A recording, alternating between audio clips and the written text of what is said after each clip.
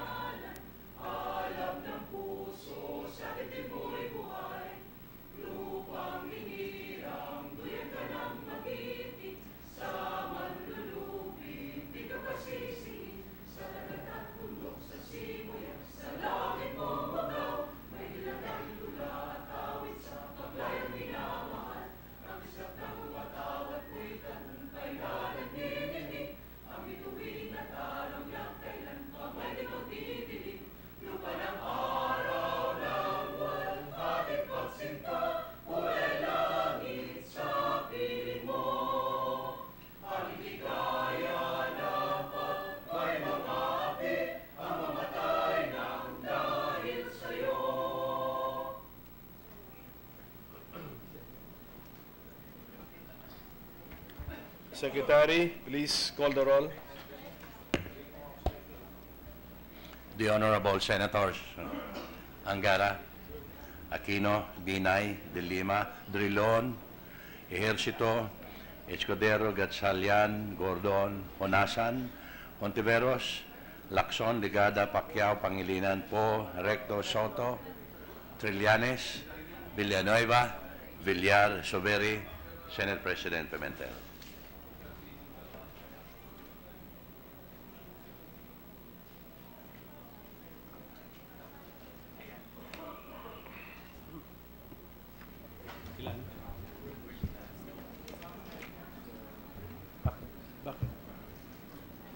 Galing ba siya? Nandiyan si Migs. Migs is present.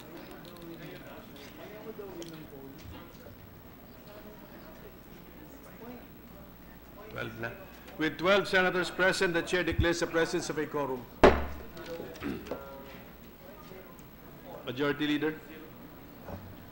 Mr. President, I move that we defer with the reading of the journal of the 33rd session, November 22 and 23, as it is still being finalized. Any objection to the deferment? Hearing none, motion is approved. Mr. President, I move that we proceed with the reference of business. Any objection? Hearing none, approved.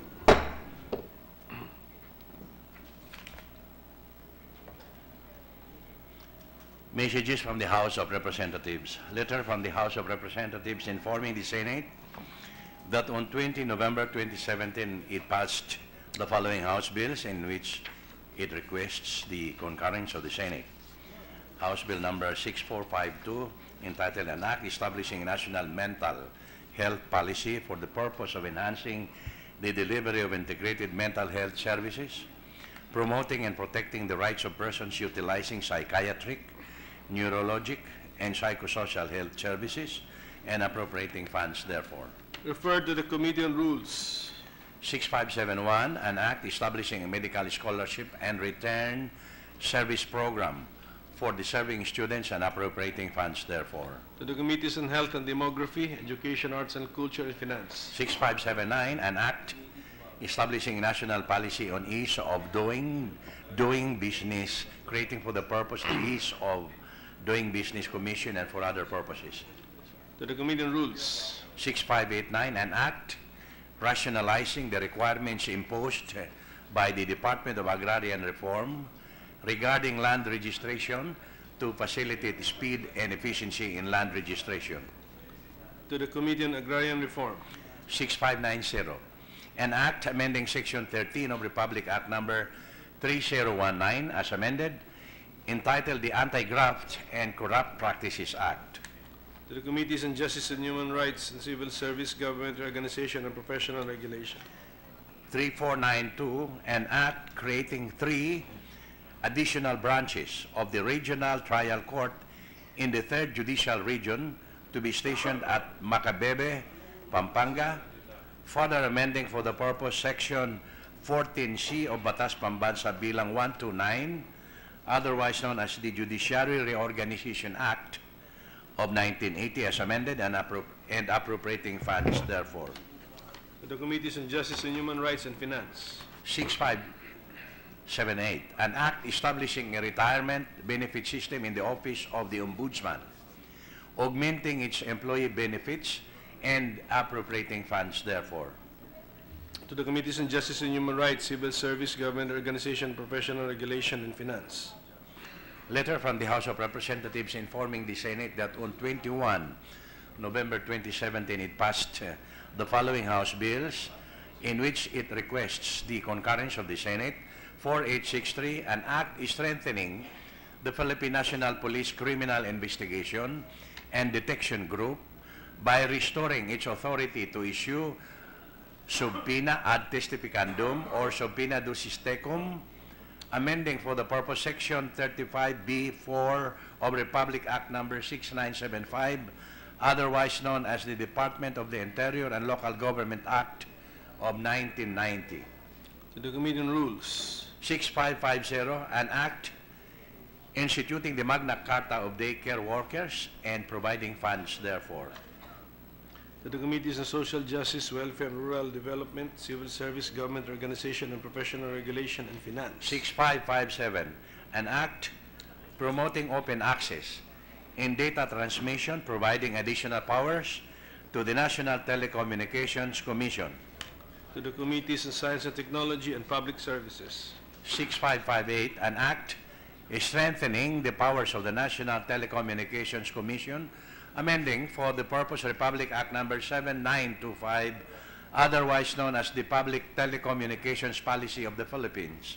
To the Committee on Public Services. 6572, an act institutionalizing the Philippine Qualifications Framework, establishing the PQF National Coordinating Council, and appropriating funds therefore. To the Committees on Education, Arts and Culture, Labor, Employment and Human Resources Development, and Finance. 159, an act strengthening the right of government to expropriate lands for socialized housing, amending for the purpose Sections 9, 10, and 11 of Republic Act number 7279, otherwise known as the Urban Development and Housing Act of 1992. To the Committee on Urban Planning, Housing, and Resettlement. Letter from the House of Representatives informing the Senate that on 20 November 2017, it adopted Senate Bill number 209 as amended to House Bill number 6136, entitled An Act Creating the 25th Day of August of every year as the National Technical Vocational Day. To the Archives. Letter from the House of Representatives informing the Senate that on 20 November 2017, it ratified the Conference Committee report on the disagreeing provisions of House Bill number 5670, and entitled An Act Strengthening Assistance to All Farmers by providing free irrigation service fee and other similar or related fees or charges, amending for the purpose certain provisions of Republic Act number 3601 as amended by Presidential Decree number 552 and Presidential Decree number 1702, otherwise known as the National Irrigation Administration Act, and Republic Act number 8435, otherwise known as Agriculture and Fisheries Modernization Act of 1997, and appropriating funds therefore, and Senate Bill number 1465, entitled An Act Providing Free Irrigation Service to Small Farmers, revoking for the purpose the corporate status of the National Irrigation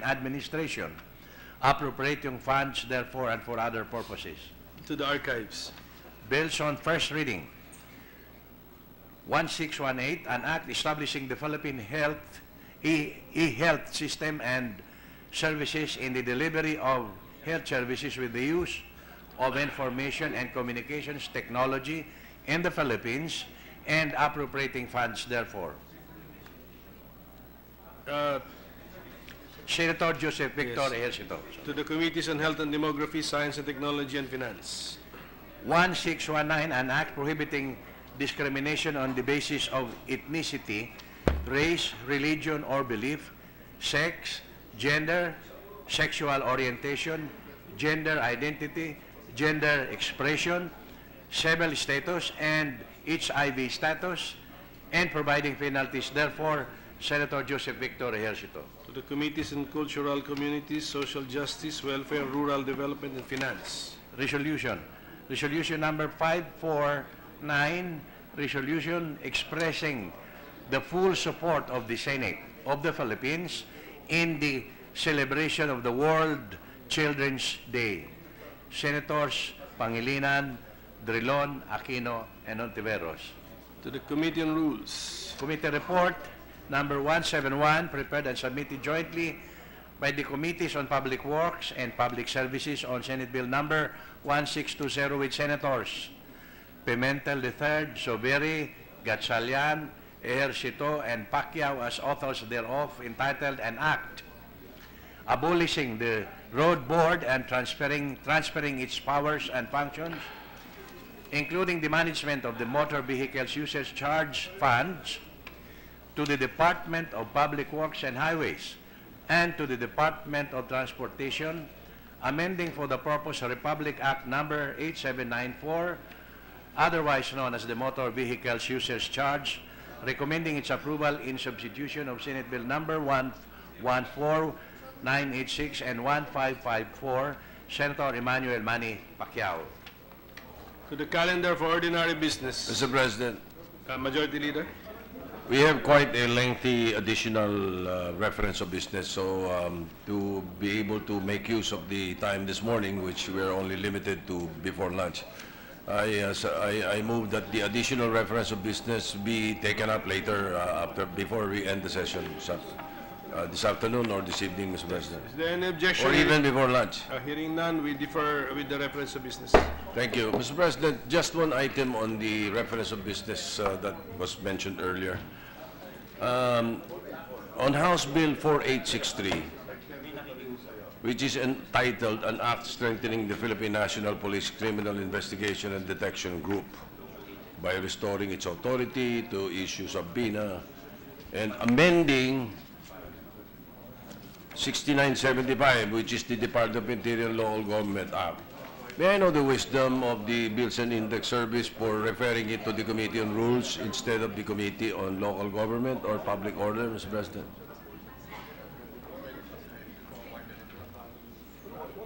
I am told that we already passed a bill, similar bill here in the Senate.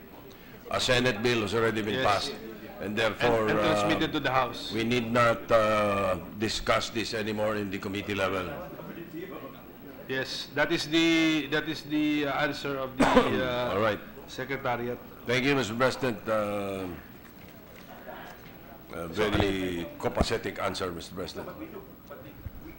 I now move for the consideration for third reading of Senate Bill 1533 under Committee Report 143. Any objection? Hearing none, motion is approved. May we request the Secretary to read the title of the measure? 153. An act institutionalizing the Balik Scientist Program, appropriating funds therefore and for other purposes. Mr. President, printed copies of the measure were distributed last November 22, 2017, thereby complying with the TDRE rule. I therefore move to vote on third and final reading Senate Bill 1533 through a roll call vote.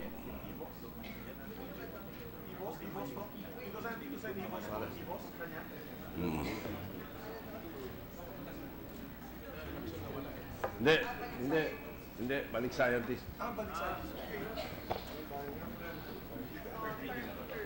May we ring the bell to vote, Mr. President? I think we have only 11 senators on the floor.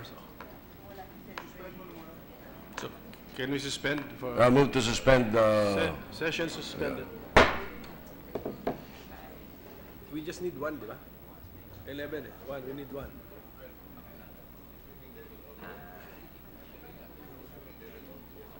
Bakit? Quorum.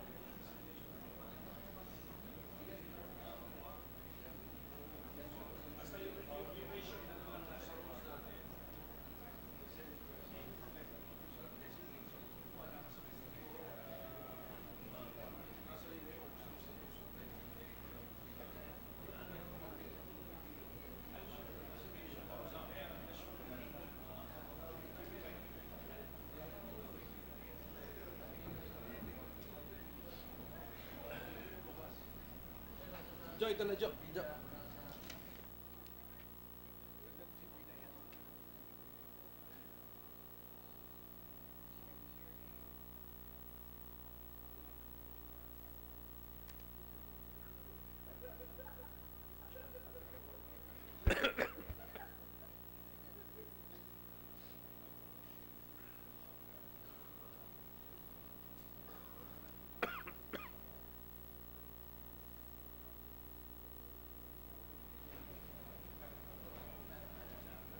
O naging 10 na lang ha. Anong nangyari? Ba't nabawasan kami?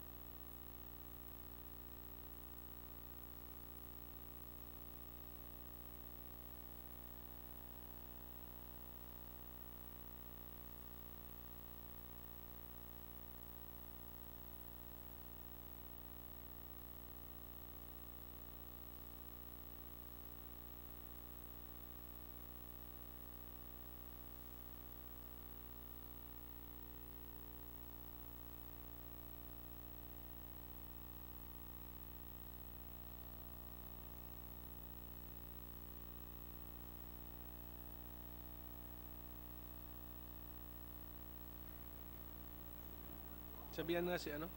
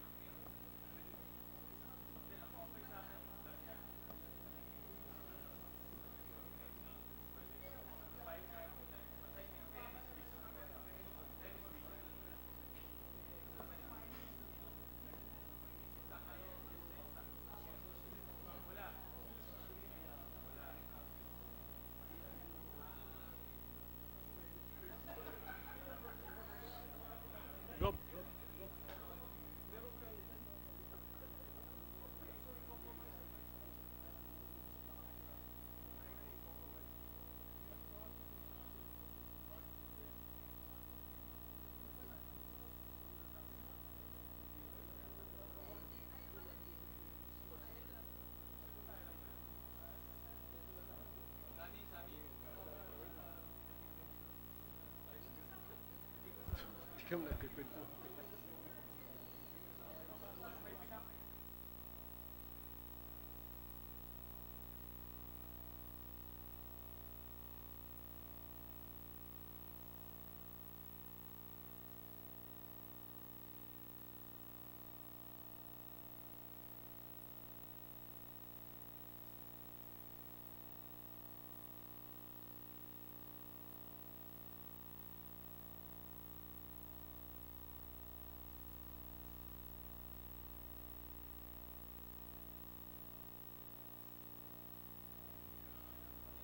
Oh, 13 na.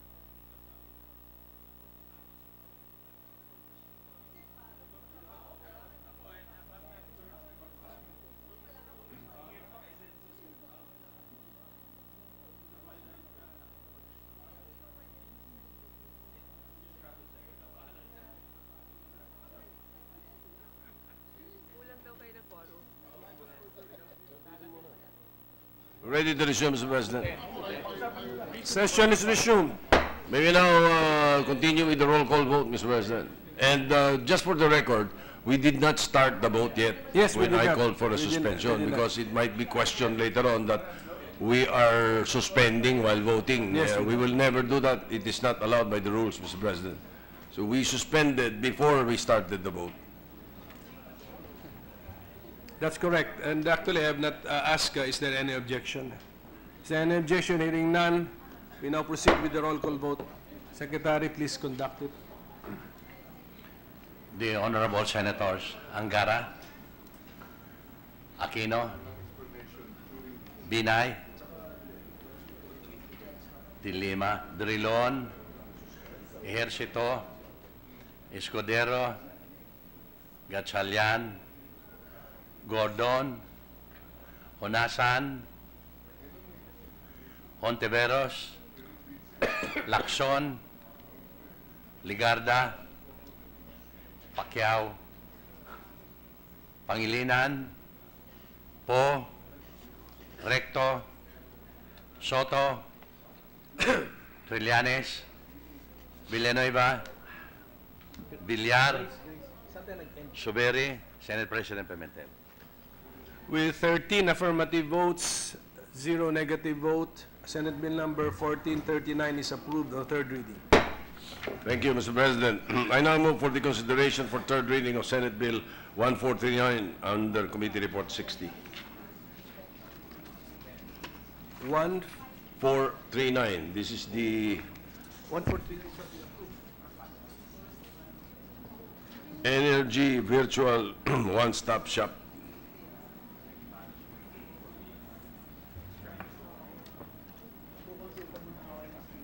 Majority Leader, I'm confused because I mentioned the wrong number. So what we approved on third reading Was was the Balik Scientist Act, Mr. President. okay. Balik Scientist Act. Can we also get the number, the correct numbers? 1533, Mr. President. Senate Bill number 1533. So now the motion is for us to consider Senate Bill number 1439. Any objection? Hearing none, approved.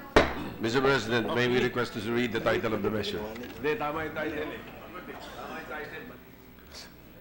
An act establishing the energy virtual one-stop shop for the purpose of streamlining the permitting process of energy generation projects.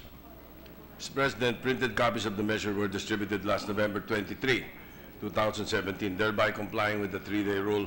I therefore move to vote on third and final reading, Senate Bill 1439, through a roll call vote. Any objection? Hearing none, approved. The Secretary will conduct the roll call vote.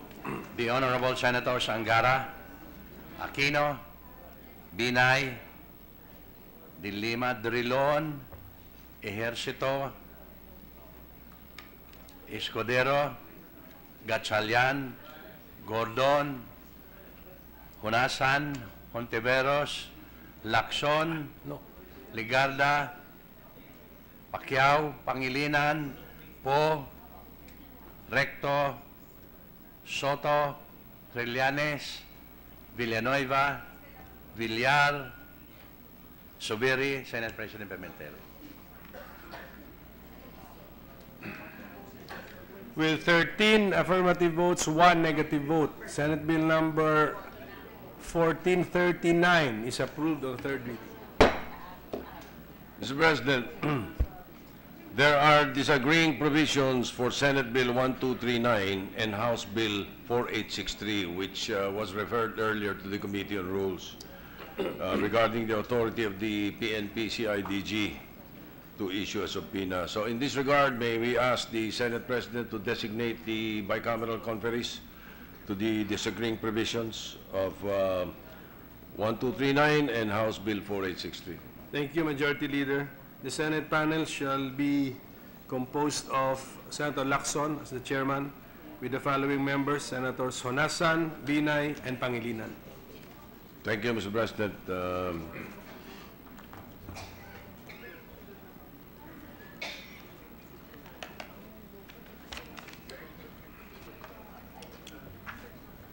With the permission of the Chamber, Mr. President, I move to resume consideration of Senate Bill 1592 under Committee Report 164. Any objection? Hearing none, motion is approved. This is the tax reform for acceleration and inclusion. The parliamentary status of the measure is that we're still in the period of individual amendments. During last session, I understand that the discussions were left off from the provision on the VAT, or the value-added tax. It was related to page 31, Mr. President. Now, clean copies have already been distributed. We are expecting that the new revenue estimates from train will be furnished to the body likewise today. So may I therefore move to open the period of individual amendments. Any objection? Hearing Yeah. none, we are back to the period for individual amendments for this measure. President, may we again recognize the sponsor, Chairman of the Committee on Ways and Means, Senator Sani Angara. Senator Angara is recognized. May we recognize the President Pro Tem, Senator Ralph Recto, Mr. President. Senator Recto is recognized.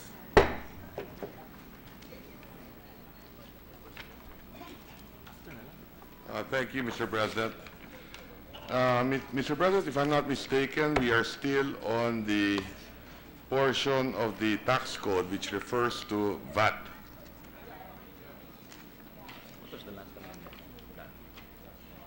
Yes, that's... Mr. Sponsor, is that correct also? Senator Angara? Is that Yes. correct? We're still on VAT. We're still in the VAT, but yeah, I it's in think the VAT, we're yeah. on section 31 of the new clean copy, Mr. President. Page 30 of the clean copy. Mr. President, with the permission of the body, may I start again from the zero-rated sales, Mr. President, of goods? And that would be on page what, the good Senator? Page 25 25. of the clean copy. Mr. President, for Majority, the record, what Senator Recto said as clean copy, and for the reference of everyone, is the amended copy as of November 23, 2017. For the record, Mr. President. there is that box on the upper right of the first page. Okay, since there's no objection, go ahead, Senator Recto. We are now on page 25.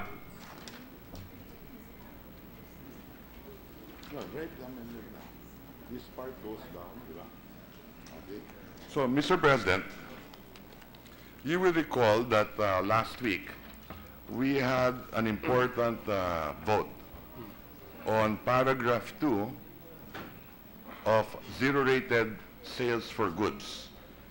And Senator Lacson and I lost the vote with regard to deleting the entire paragraph, which says in that committee report then, the sale and actual shipment of goods to special economic zones and free port zones. Okay? Then subsequently, Senator Gordon made an amendment to this paragraph, which included TIESA. I have no objection with regard to TIESA, but for purposes of style, maybe we could have that as a third paragraph to separate it from the special economic zones and free ports. Okay? So there's a meeting of the minds with regard to TIESA. Now, remember that the motion of Senator Lacson then was to delete paragraph 2. And the potential loss of potential revenues would have been about 24 billion, if I'm not mistaken. At this juncture, may I ask the sponsor, assuming we were to retain zero-rated for free port zones and take away the zero rating for special economic zones, what would be the revenue impact, Mr. President? Before I propose any amendments. It's around 24 billion, Mr. President. That is for the entire paragraph, paragraph 2. Yes. Assuming, because I see the argument of the chairman of the committee, that free port zones may and should be treated differently. But with regard to special economic zones, who do not have a port,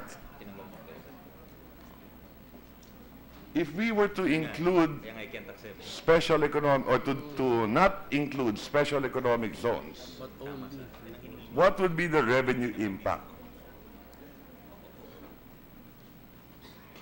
Meaning to say, Mr. President, we are only limiting the zero-rated now.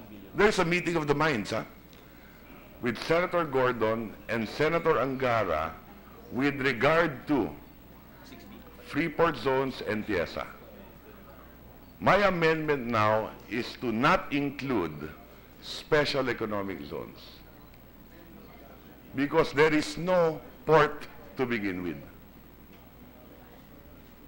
So what would be the revenue impact? What would be the revenue gain? Because I think that the bigger leakage would be the special economic zone would be bigger, the leakage, than the Freeport.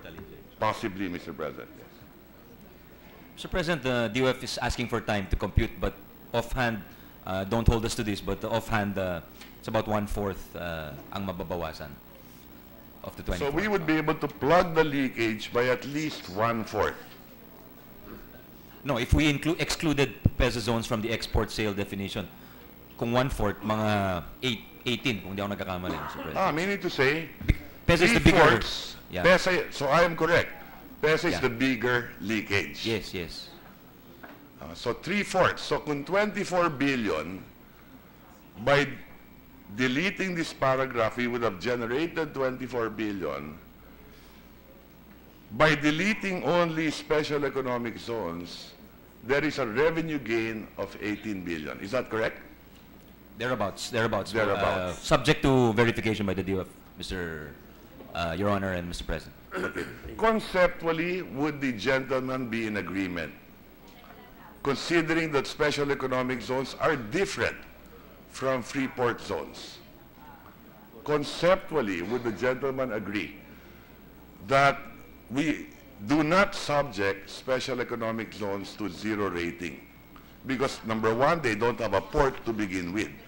There is a significant leakage, Mr. President. For example, goods that come in, imports that come in, let's say to the port of Batangas or the port of Manila, will have to be transported by truck, by land, going to a special economic zone. Doon pwede malaki leakage ang posibilidad along the way, which has happened in many occasions, among many other leakages, Mr. President. Whereas kung Freeport, medyo maliwanag naman na dun lang. I think conceptually the gentleman has a point, Mr. President, that if we 0 rate it, there's the potential for a lot of leakages. And in operation, he's pointed out there are the PESA zones in the buildings, and there are a lot of what you might call free riders, Mr. President, where it's not just the actual grantee of the incentive, but even there are unintended beneficiaries. That is correct. I think that's what the gentleman is That is referring correct. to, Mr. President. So conceptually, I think he's correct, but I think if you look at the big picture, a lot of the locators, like the BPOs, the exporters who've located in the PESA zones, see this as part of their basket of incentives. So if we take it away now, it's already kind of encroaching into the territory of Package 2, which is the rationalization of fiscal incentives. So I would prefer that we had a wider discussion. And also, I would ask that we give a soft landing to these people who enjoy these incentives, Mr. President. Okay. Having said that, Mr. President, we agreed, and based on the committee itself, proposed, and we did not object, for consistency purposes. For example, the committee suggested paragraphs 3, 4, and 5, if I'm not mistaken, to take away their privileges under the VAT law, basta mabayaran yung VAT inputs nila within a particular period of time. I propose the same thing for special economic zones, to be consistent. It's a difficult argument, but I would have difficulty accepting it, Mr. President, because a lot of them are exporters, so they're direct exporters. Unlike the others who are indirect exporters, Mr. President. So that is the difference between them. Yes.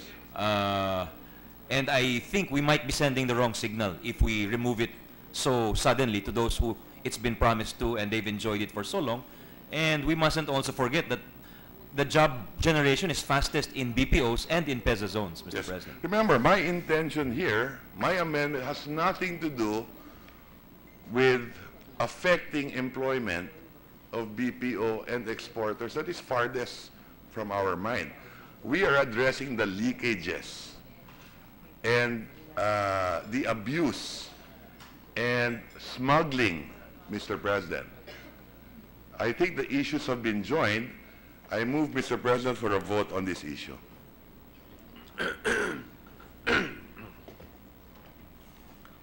No objection to the vote, Mr. President, but with regrets and apologies to the well-researched amendment of the gentleman, we cannot accept, Mr. President.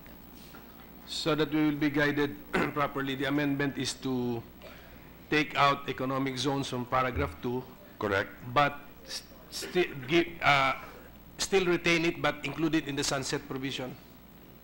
That is correct. That's That the is main correct. idea. There are many other provisions. That's the of it. concept. Yes. Okay. And to also support the position, there will be a paragraph 3 with regard Yes. to TIESA. Okay. So, but let us not touch yet the TIESA, okay? This is about the economic zones, okay? Yes, because the TIESA has a sunset provision anyway. So I have no objection with that, Mr. President. So is the issue clear to all of our colleagues? Because Senator Recto is throwing it to the body to decide. Okay. Ano to? Paano technique dito? This will be of the Recto amendment? Recto amendment, say.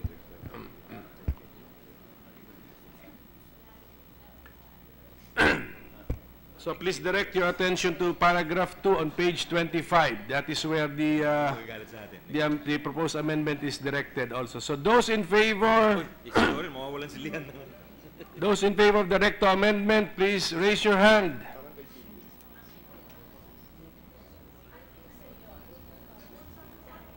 Those not in favor, please raise your hand.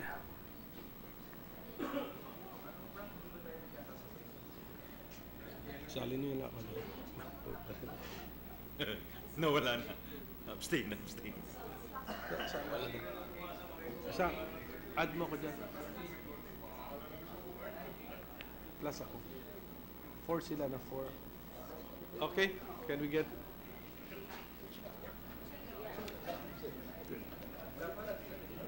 Ba talaga yung mother hen?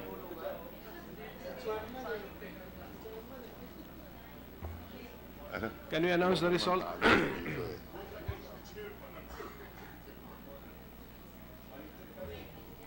4 affirmative votes, 9 negative votes. The amendment is lost.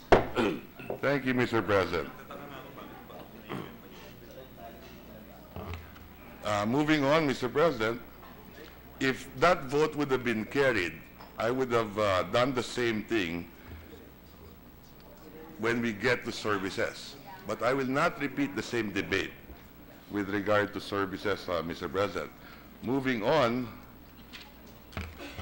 we would be now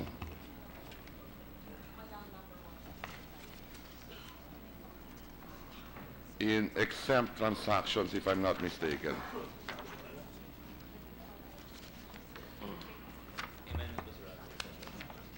On exempt transactions, I think we are in paragraph Q. Anong page yun? Page 32.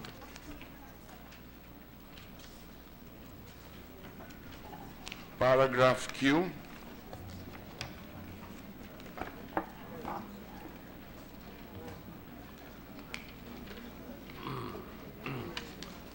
I'm sorry?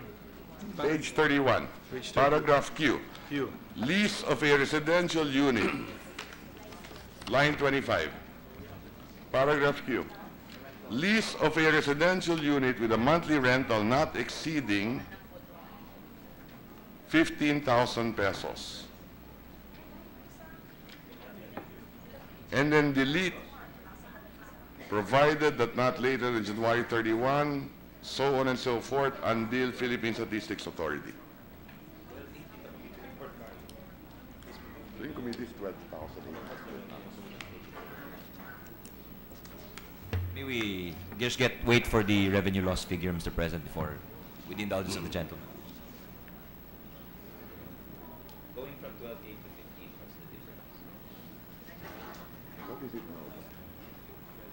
Today, as we speak. Bigyan na natin ito. Kailan yung adjustment mo? 2012. So 2017. The DOF is not in favor, Mr. President. In fact, we had to insert this provision for the 12-8. They wanted to remove it altogether at the No, outset. we understand that. But remember, sino tatamaan dito? Halimbawa, yung mga estudyante na nagdo-dorm. Precisely why you had this in the past. I think it started with 10,000, and then there was an adjustment to 12.8 as of 2012. We are now 2017. So is that the intention of the committee? 12-8. Maliit na halaga to, Mr. President. In-English ang 15. We are willing to listen to the DOF when it comes to a very small adjustment, very small impact on revenue, but not listen to the DOF when we talk about additional revenue of 24 billion, 18 to 24 for government, Mr. President.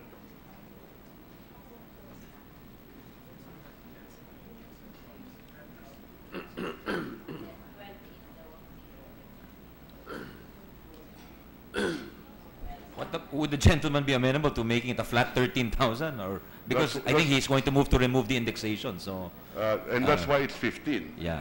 So It's a flat 15. Kaya nga flat 15 na. And when was the 12.8 implemented? In 2012?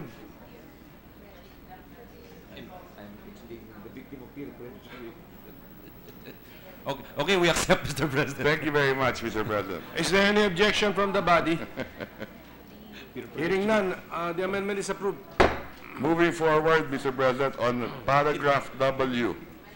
I'm sorry. There is a, after paragraph X, we are talking about exemptions, Mr. President, and to be consistent with the DOF position, and I suppose our position, that we accept agriculture products in its original state, accept education, including books. Why not accept sale of drugs and medicines for healthcare?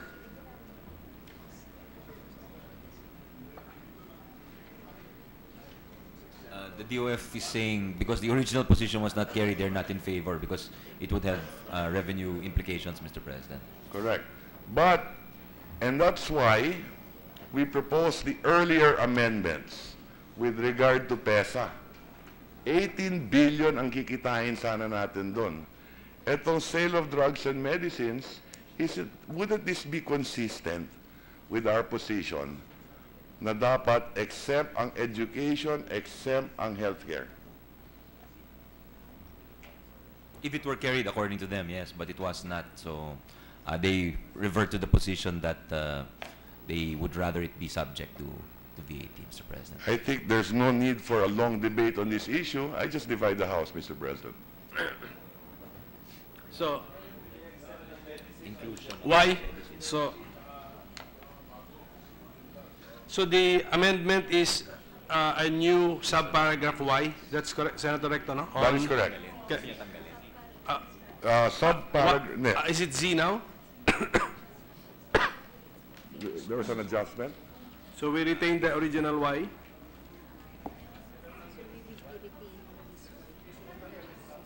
Okay. This will be Z. Okay, Mr. Z. President, Okay. yes. Based on the new committee report. We only got a copy 9:30 this morning. So we are Mr. President. retaining the Y and then we're inserting a new Z, and the wording is sale of prescription and non-prescription drugs and medicines, semicolon. Senator Escudero? Mr. President, just before the vote, as we proceed and as we go along, we are seeing somewhat of a balance sheet or tally sheet of sorts. As Senator Recto said, nagdadagdag tayo sa iba, nagbabawas tayo sa iba. As we vote now on the exemption of VAT on the sale of prescription and non-prescription medicines, we assure the distinguished sponsor that if indeed this will come to pass and it will be approved by the plenary, susuklian naman to sa iba eh. Sa dulo, ang target pa rin, the commitment of the Chamber is to achieve the target of the Department of Finance. If not through PESA or CESA, through the sale of medicines, and that's the vote that we are about to make now. Kung in-exempt natin yung medicines sa VAT, hahanap naman ho tayo ng pambawi bago tayo matapos. That is my appeal to our colleagues, Mr. President. The sponsor has not accepted the amendment. So, we're going to divide the House. Those in favor of the recto amendment, please raise your hand.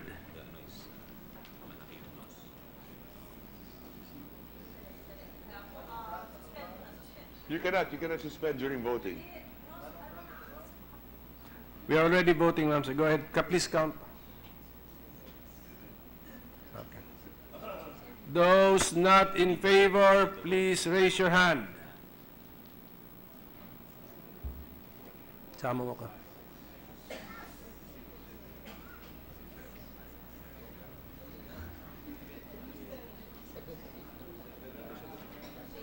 Presiding officer.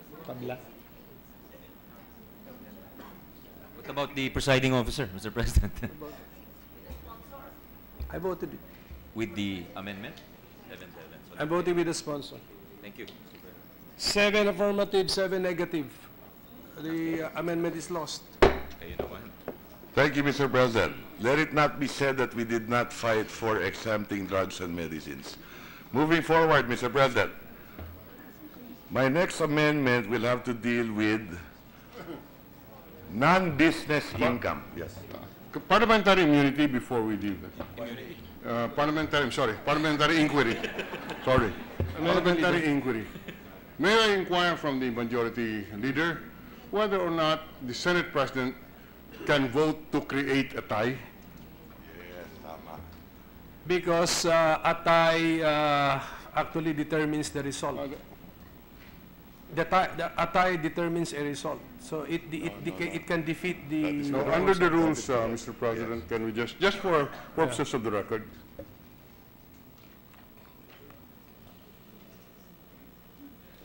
We have a 1-minute suspension, Mr. President. Session suspended.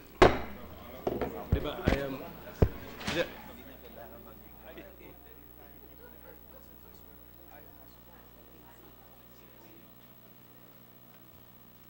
Kaya read, pag hindi siya bumaba.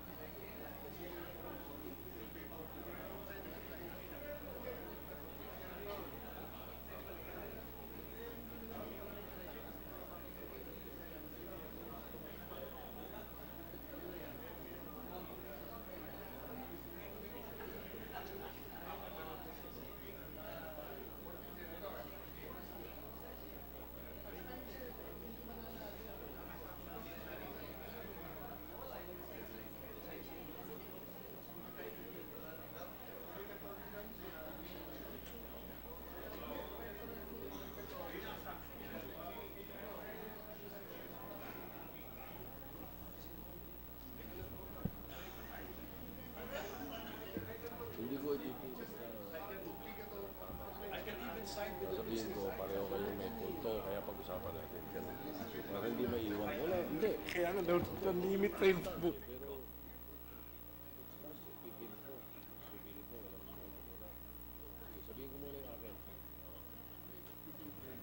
Niya para malaman na. Session is resumed. Mr. President, on the question posed by the Minority Leader, I will have to say that the Senate President, in his explanation, is correct. But the Minority Leader, in his point, is also correct. Because the Section 116 of our rules says, the President shall not be obliged to vote except when his vote is decisive. So when you say the President is not obliged to vote, it means that he can vote, although he is not obliged to vote. And therefore, that is what happened, and he voted. Now, the problem that the Minority Leader is bringing out is the fact that the vote of the President created a tie instead of breaking a tie. And that is the issue that he was asking. So if you will ask the chairman of the Committee on Rules or the Majority Leader, what I would suggest is that we refer the matter to the Committee on Rules, and so that we can finally and formally, once and for all, clarify Section 116 at the proper time, Mr. President. So if my motion will be accepted, I move that the question of the Minority Leader be referred to the Committee on Rules. Minority Leader. We have no problems with the suggested solution of the Majority Leader. Just a further parliamentary inquiry, what happens to that vote of 6-6, and therefore the motion is deemed lost. 7-7. The motion is deemed to have lost. What is now the situation of the amendment of Senator Racto, which is declared lost by the vote of the Senate President, which created the tie? That's my interjection, Majority Leader, that although the vote of the Senate President created a tie, it did not leave the question hanging. It resolved the issue. So the vote was 7-7. So let us say you remove the vote of the Senate President, it becomes 7-6. But there are 14 senators present. So 8. The proposal must win 8. No, the rule is that as long as there is a quorum, the side which has more votes will prevail. So if there is a quorum at 14, 7 in favor, 6 against, and 1 abstention, the 7 votes. No, we have been for this session, and since the time I've been Senate President, we have been using this principle that the proposal must win the majority of the senators on the floor. So if you remember before, we had a vote where the affirmative votes defeated the number of negative votes, but the motion was lost because it did not win the majority of the senators on the floor, because a lot of senators abstained or did not vote. Well, with all due respect, we cannot subscribe to that notion or to that ruling, and therefore we appeal the ruling of the chair that the motion is lost to the floor. Okay, that's correct. So that's correct. The situation now is we will go back to the motion of the Majority Leader to refer the issue to the Committee on Rules. But in the meantime, the ruling of the chair as to the motion of Senator Recto is that the proposed amendment is lost. And Senator Drilon is appealing the ruling of the chair to the body. Okay. So,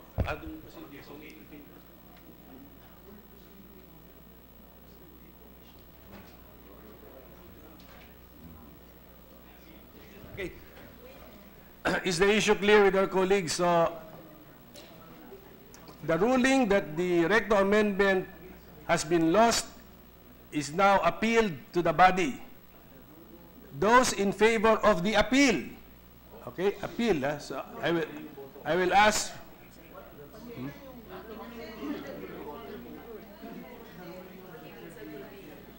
Mr. President, can you clarify again what we are voting on? The Because chair already made the ruling, Yes, the chair. but it was lost.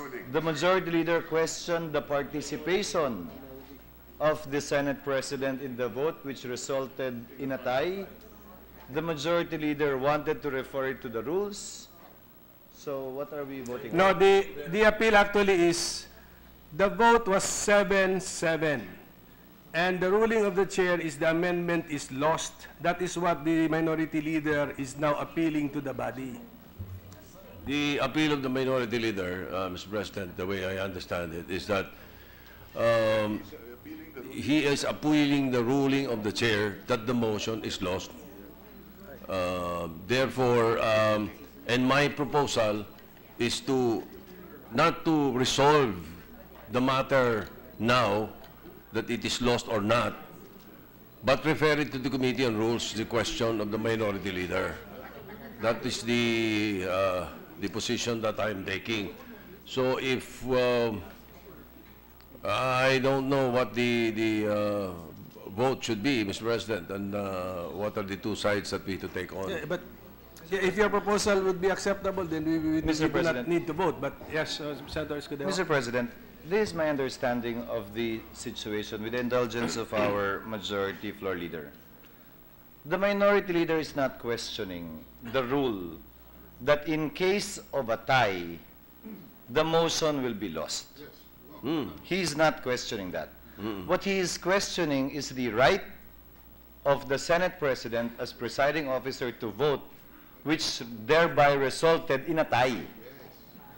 That's what he is questioning, not the result. Because if the minority leader wants to question the result, since he voted for the winning side, all he has to do is seek a reconsideration of our earlier vote, which I am egging him to do, and we can vote again if the result is being questioned. But it's only the right of the Senate President to participate in a vote that created a tie that is at issue. Tama ba, Manong Frank? Not the result of the vote. No, I'm not. It's just the... Unless nga you will seek a reconsideration of the vote earlier. Mr. President, necessarily, if our position is sustained and the vote of the President is not considered in accordance with our interpretation, then it will result in 6.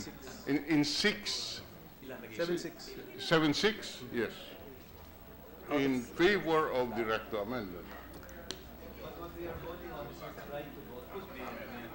No, but if the Soto proposal is accepted, then we do not need to proceed with the vote. Well, all I want to say to my colleagues is that I am also a senator. I am also a policy maker. So our rules say I can vote anytime. That is the point. I mean the suspension. Thank you so much.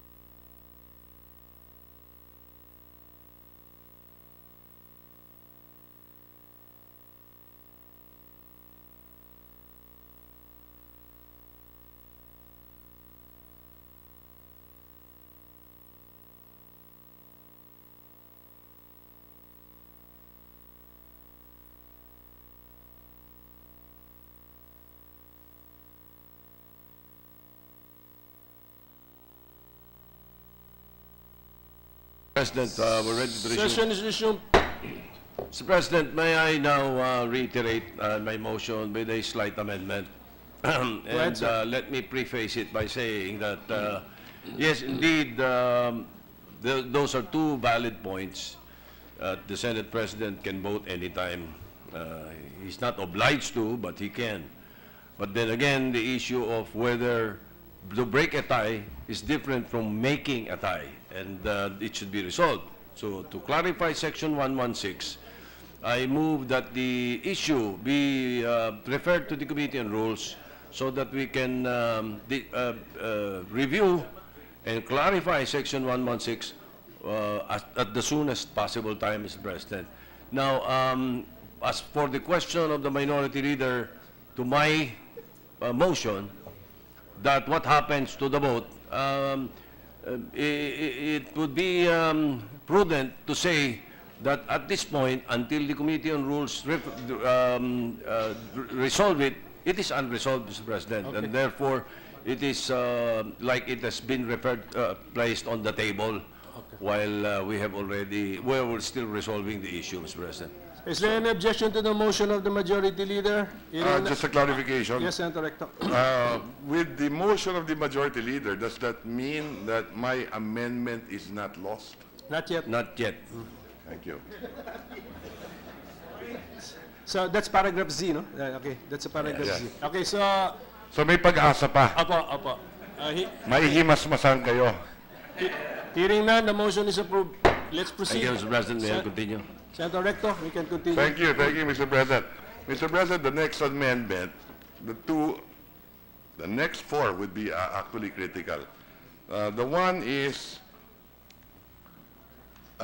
in the past, when the VAT law was implemented, there was no discussion whatsoever with regard to association dues, membership fees of homeowners and condominium corporations. That is not an income. That is not a business activity, Mr. President. That only found its way in implementing rules and regulations. And now we're correcting this flaw and putting on record exactly that these issues, association dues, membership fees, and other sales charges collected by homeowners associations, found in the Magna Carta of homeowners and condominium corporations. Remember, they pay VAT on all their inputs. We're not taking that out. We're just saying that the charges that they levy on homeowners and homeowners of either residing in a subdivision or, for example, in a condominium, be not subject to the final VAT, Mr. President. So I move that we include this new paragraph. Association dues, membership fees, and other assessments and charges collected by homeowners, associations, and condominium corporations be exempt as well, Mr. President. It's a small item we accept, Mr. President. Any objection from the body? Hearing none, approved. Thank you, Mr. President. Next item, Mr. President. Let me ask the sponsor. Today, you have as an example, MRT3, LRT1, LRT2. Let's start with MRT3, Mr. President. MRT3 is run by government today, is that correct? I think the gentleman knows more than this representation, Mr. I'm not sure. If the gentleman accepts that I know more, then he should accept all my amendments. About the MRT, Mr. President. Okay, so maybe you can ask your resource persons. MRT3, is that operated and run by government today? Yes, I'm told, Mr. President. Okay. If it's operated by government, is there a VAT?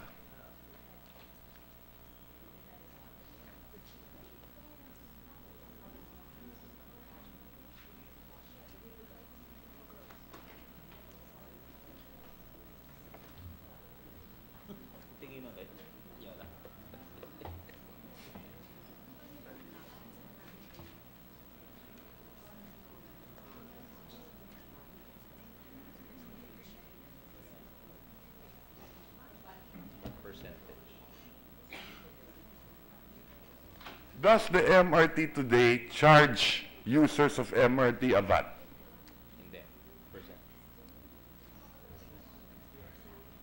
The simple answer, Mr. President, is that they do not.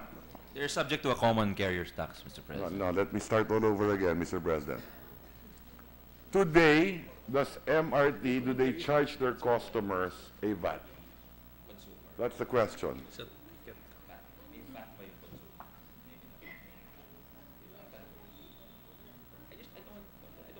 There is none.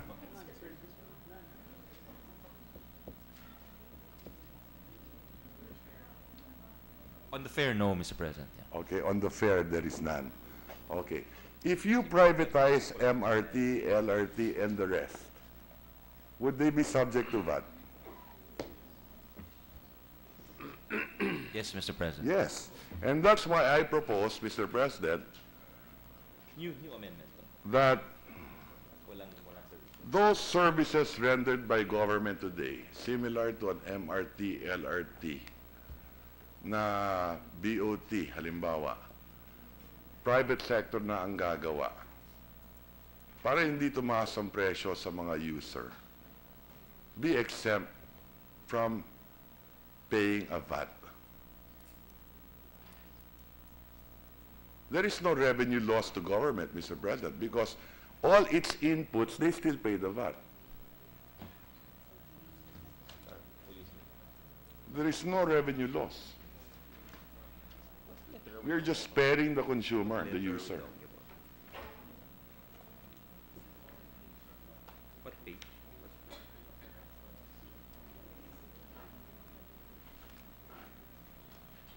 Because nowhere also in the existing law says, it's just an interpretation, that the MRT and LRT should be subject to VAT. Now, if we want the MRT to be subject to percentage tax and not the VAT, that is in a different section which we will get into later on, Mr. President.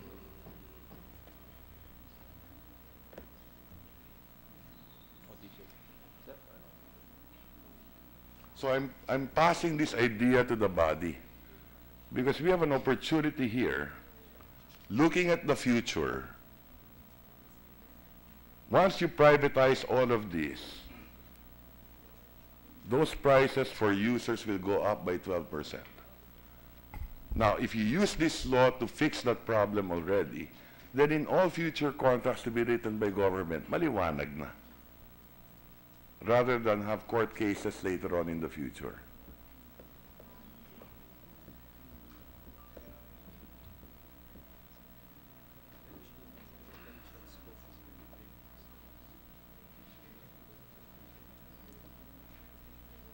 The DOF says they're inclined not to accept, Mr. President, yeah, because the revenue scope would be quite wide. Yeah. Okay, Mr. President, I think I gave examples. I don't mind losing a vote, but let us vote on it, Mr. President. Senator Recto is throwing the issue to the body. Those in favor of the Recto amendment, please raise your hand.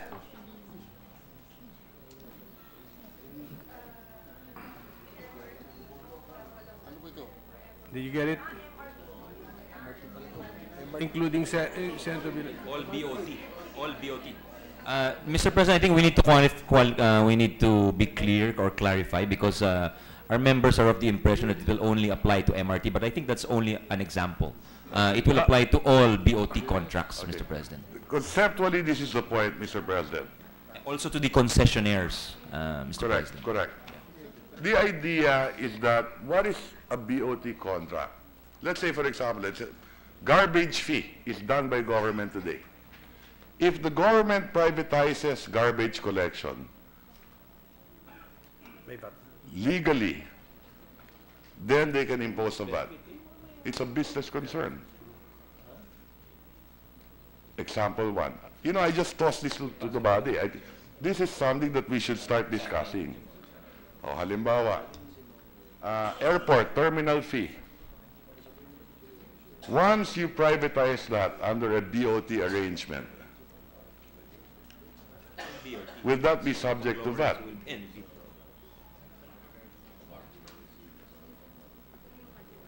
I'm sorry, Mr. President. What's the terminal fee, yeah. Airport. I'm giving numerous examples, Mr. President. And terminal fee, I think, is a separate item from the value-added tax, Mr. President. No, once you think we're- privatize the airport,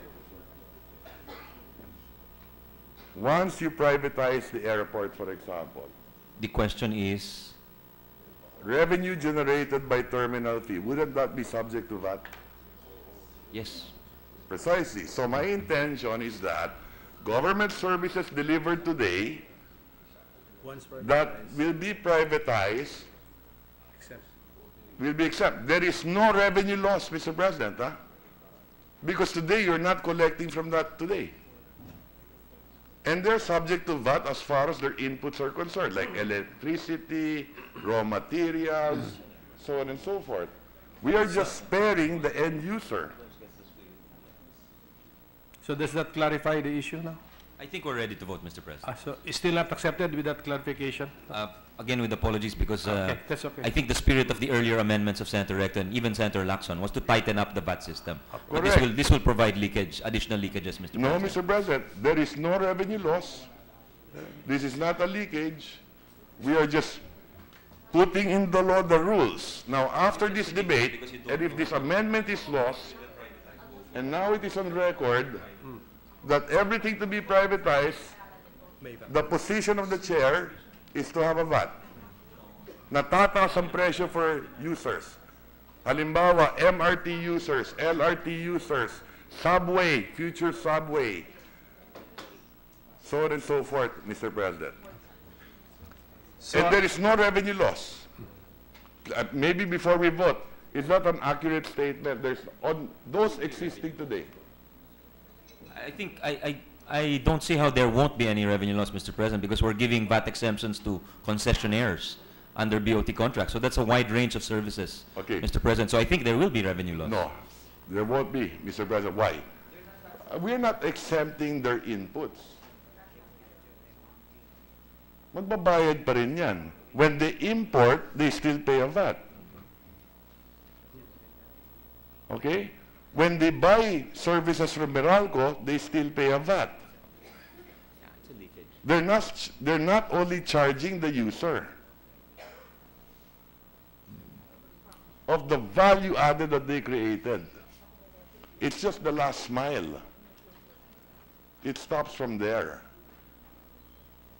It's just like the 3 million exemption, Mr. President. Pag below 3 million, sari-sari store ka na, hindi mo naman makukolekta din yun, you accept them already. So it just spares the last value added of the last mile, in effect, Mr. President. I think the issues have been enjoyed. So, okay, the sponsor is not accepting the proposed amendment. And the proposed amendment is that one flashed on the screen, paragraph BB in blue. Okay, so are we ready? This time, are we ready to vote? Okay, those in favor of the Recto amendment, please raise your hand. Count. Okay, those not in favor, please raise your hand.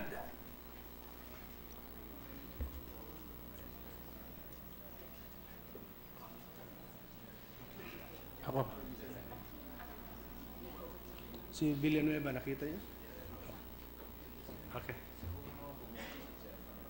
5 affirmative, 7 negative. Amendment is lost. Thank you, Mr. President. Moving on. Sale of gold to the Bangko Sentral ng Pilipinas. I note that earlier in the committee report, it was under zero rated, if I'm not mistaken. So, President, if the motion is to include it in the VATable transactions, I think we decided already to maintain it in the zero rated. So it's a question that's been decided by the body, Mr. President. Is that the case? I would think so, because it's just, we're just moving it to a different section, but earlier we already decided that it stays in the export. We had a vote already on this issue. I believe so, Mr. President. I could be wrong, but I believe so. Nagkabotohan na ba tayo? Can we check? We better check, because if we had really voted, then it's the issue is settled. So Okay. session is suspended. Can we double check? Matagal pa, magboto na lang tayo. Kasi good point. Pero si Ralph, tama, pag hindi nagboto, pwede transfer lang.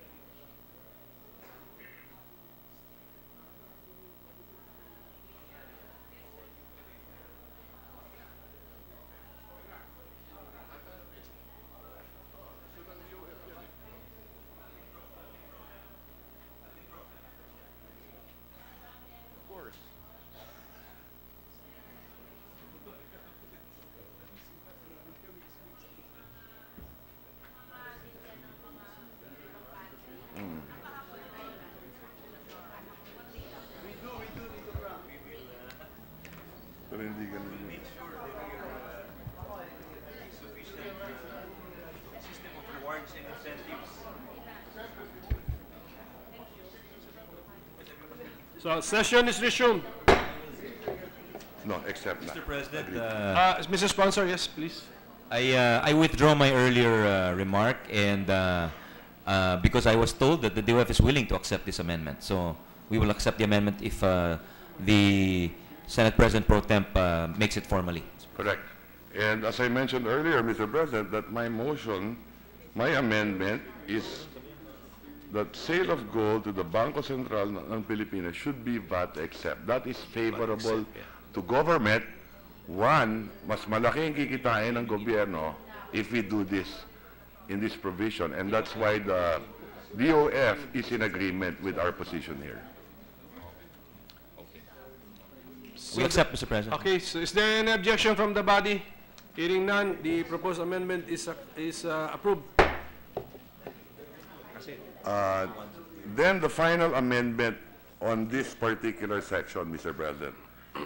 Sale or importation of biofuels used solely for blending with fuels as required under Republic Act number 9367. And the reason why I mentioned this, Mr. President, and that's why I'm proposing this for consideration of the body, is one, we are requiring petroleum products to have biofuels. Yeah. And if you subject them to VAT. oh, well, the idea here is for the price of the fuels not to increase too much. And then later on, we want excises to go up. So this is a raw material, Mr. President.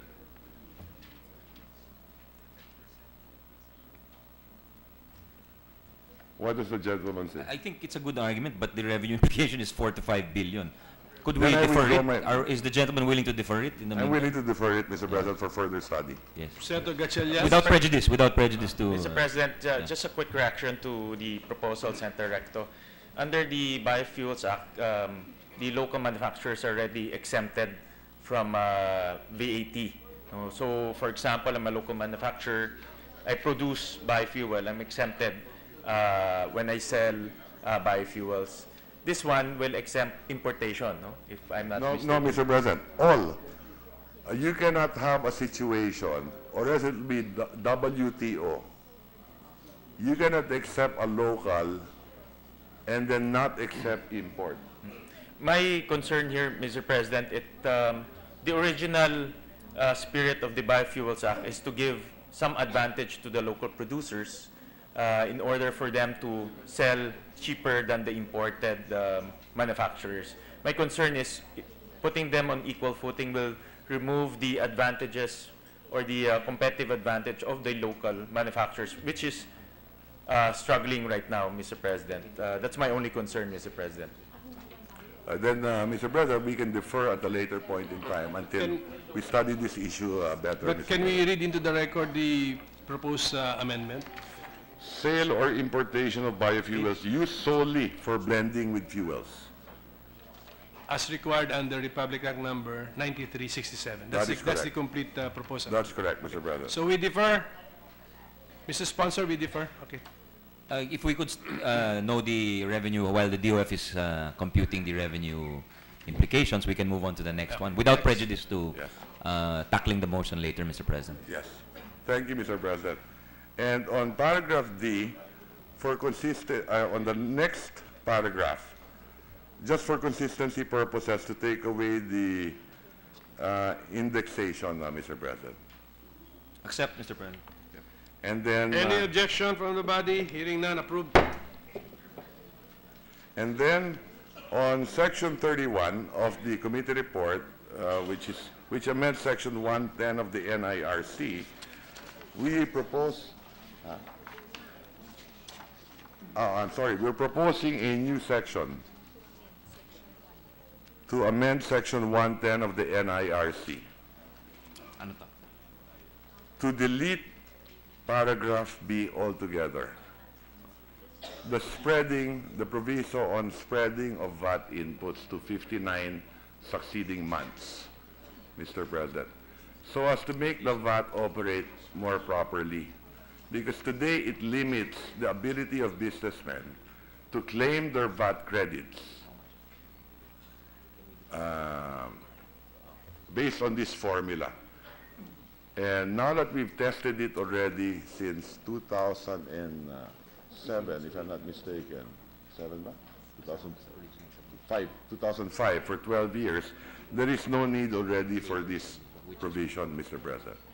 Is the proposal to delete the entire paragraph? Or Entire paragraph. I think you're retaining some words, Senator Recto. Just the proviso, Mr. President. So can we read into the record, please, what we are going to Provided that the input tax on goods purchased or imported in a calendar month for use in trade or business for which deduction for depreciation is allowed under this code shall be spread evenly over the month of acquisition and the 59 succeeding months if the aggregate acquisition cost for such goods, excluding the VAT component thereof, exceeds 1 million pesos, provided, however, that if the estimated useful life of the capital good is less than 5 years, as used for depreciation purposes, then the input VAT shall be spread over such a shorter period. Now, the background to this, Mr. President, is that I wrote this provision because we've not tested yet the VAT fully then. And to ensure that we collect something then, we put this provision. Now that we know how it operates, there is no need anymore for this provision, Mr. President. And that's why I move for the deletion of this part of the paragraph. Mr. President, the DOF said they see some benefit there, but there is also a law. So if we could also defer that along with the previous motion, Mr. President. Willing, Mr. President. Okay, no objection, we defer it. Incidentally, Mr. President, all of these issues I've given to the DOF in advance a month ago to study as well, Mr. President. Now, moving forward, on section 32, which amends section 112 of the NIRC, refunds or tax credit of input tax. On paragraph C, this is to tighten the refund system, to improve on the refund system. We propose to delete complete documents and in replace thereof the official receipts or invoices and other documents to be inserted. On page 33, line 6.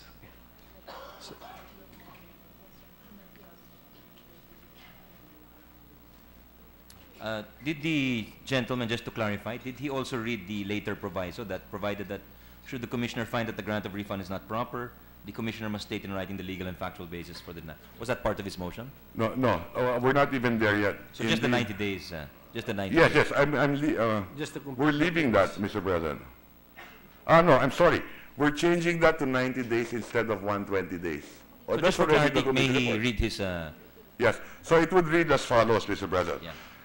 Period within which refund of input taxes shall be made. In proper cases, the commissioner shall grant a refund for creditable input taxes within 90 days from the date of submission of the official receipts or invoices and other documents. We accept, Mr. President.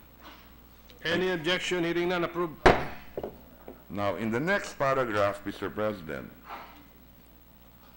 we are proposing the deletion or the failure on the part of the commissioner to act on the application within the period prescribed above. We are proposing the deletion of or after the expiration of the 90-day period, and propose the deletion of or the enacted claim. Instead thereof, to have a proviso that would read as follows. Provided, however, that failure on the part of the commissioner to act on the application within 90-day period shall automatically result in the approval of the claim for refund without prejudice to a subsequent audit to be conducted by the BIR. Therefore, the paragraph will read as follows. In case of full or partial denial of the claim for tax refund, the taxpayer affected may, within 30 days from the receipt of the decision denying the claim, appeal the decision with the Court of Tax Appeals, provided, however, that failure on the part of the Commissioner to act on the application within 90-day period shall automatically result in the approval of the claim for refund without prejudice to a subsequent audit to be conducted by the BIR. Upon conferring, Mr. President, with the DOF and BIR, although they admit that the spirit of the amendment is very good, we cannot accept because it would work extreme prejudice to the collection efforts of the government, with apologies to the sponsors. Why is that, Mr. President? We are Because tightening the VAT refund system. And that was the, we had long debates on that earlier on. they're afraid they would be subject to cases by the COA and other things and collection efforts would suffer, Mr. President. I don't think so, Mr. President. But having said that, maybe we can decide on this matter at a future time. It's up to the body, Mr. President. For further study of the DOF. It's all right. We can table it, Mr. You agree to President. the deferment? Okay. Yes, it's an administrative. Okay. We defer. Just list what's been deferred. Now, to be consistent with earlier provisions that we did amend to make it easier for the taxpayer and the compliance and the authority, the BIR, for compliance, you will recall that in earlier amendments, we said that every quarter na lang on the 25th day, to be consistent. Our next amendment is now found in Section 33, return and payment of value-added tax. Paragraph A, in general, every person liable to pay the value-added tax imposed under this title shall file a quarterly return of the amount of his gross sales or receipts and pay the tax due thereon within 25 days following the close of each taxable quarter prescribed for each taxpayer. And then delete the proviso, provided however that the VAT registered person shall pay the value tax on a monthly basis.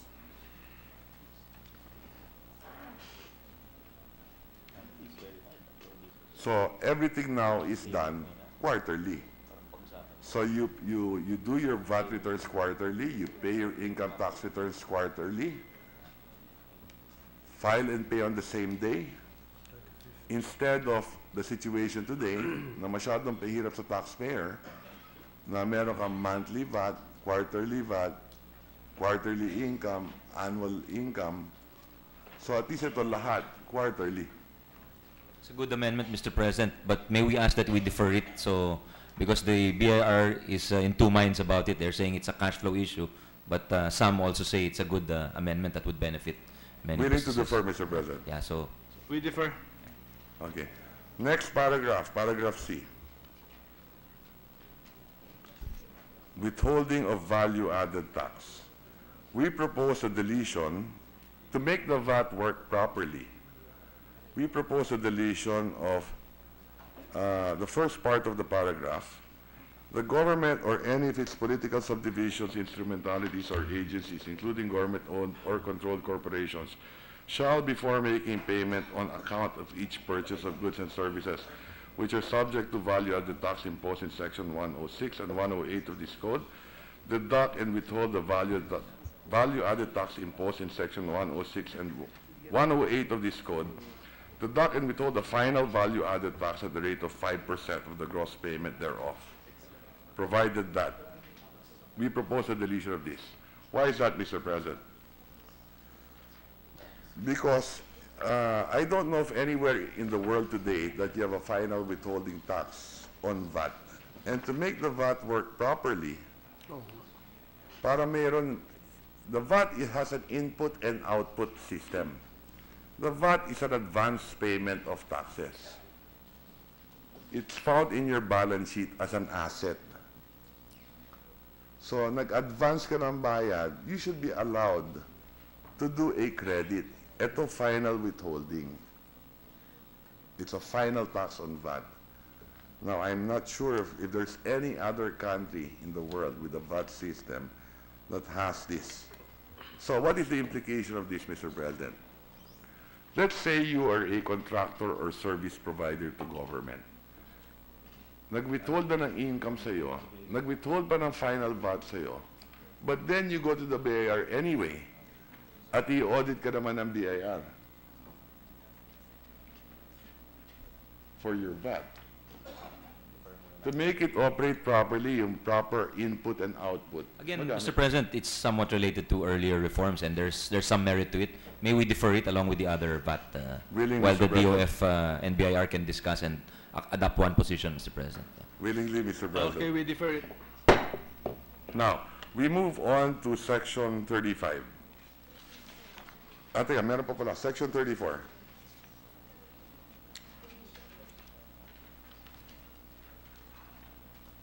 Wala na ito, di ba? Session, may I request for a session suspension for a minute? Suspension for a minute.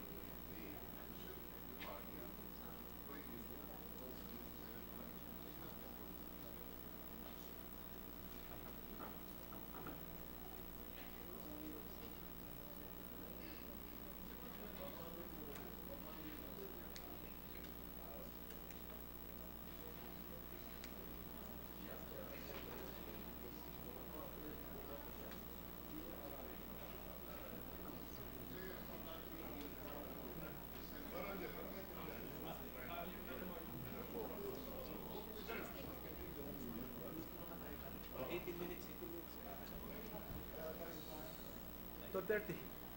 Kaya? Ha? Kulang naman. 3.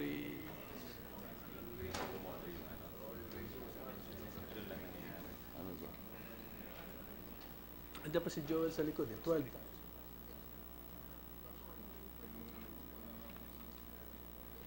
Oh, sige.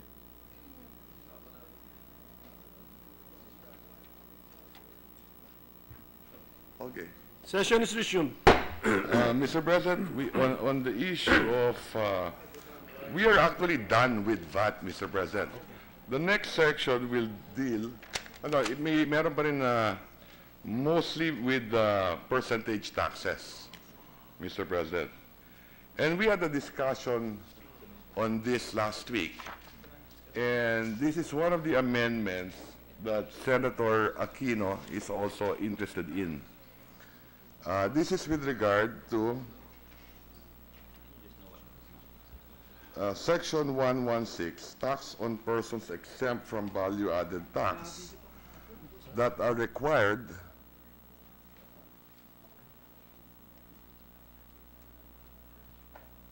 to pay a 3% percentage tax, Mr. President. And if you will recall, Mr. President, I mentioned that the tax code becomes more complicated now for persons whose gross sales are below 3 million. He is now subject to the schedular tax rates as the new schedular rate we just approved, the 8% gross, which he can choose from, and the 3%. So nagdagdag tayo. I propose to delete the percentage tax of 3%. That is the intention of this provision, Mr. President. So, schedular na lahat. Now you can elect the 8% gross. Tanggalin na natin yung 3% percentage taxes. Mr. President, with regrets, we cannot accept because according to DUF, it would be 14 billion revenue loss, Mr. President. Then what are we saying here, Mr. President, theoretically? You want to collect 3% gross from all sales below 3 million pesos. Is that correct? Yes, Mr. President. So farmers and fishermen, sari-sari store, Tiangge, you want, theoretically, under the tax code, you want to impose a 3% tax on all of them. That's the current law, Mr. President. Correct, and that's why we're taking it out. And the percentage tax is in lieu of the 12% VAT. So Correct. if you look at it, I guess it's a matter of perspective. The current law says that you have a choice of being under the 12% VAT or under the 3% percentage tax, Mr. President. No. The current law says you're exempt from VAT if your sales is 3 million. But you have the option to opt into the VAT system, Mr. President. That is correct. For those That's why who I said you have a choice, correct. Mr. President. Yeah. For those who understand na may accountant. Okay? Ulitin natin. In effect, by retaining this 3%, we are saying, theoretically, every farmer and every fisherman must file monthly a return and pay 3% of his or her gross sales. Is that correct?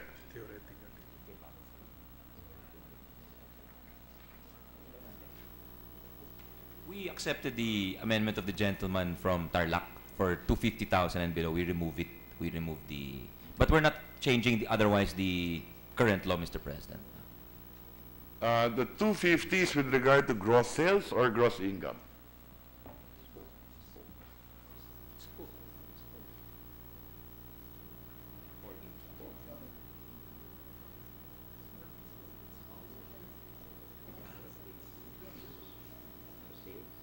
Sales, Mr. President. Sales. Gross sales. Gross sales of 250. Anyway, we can read the committee report. So what happens if you're 250,001 peso?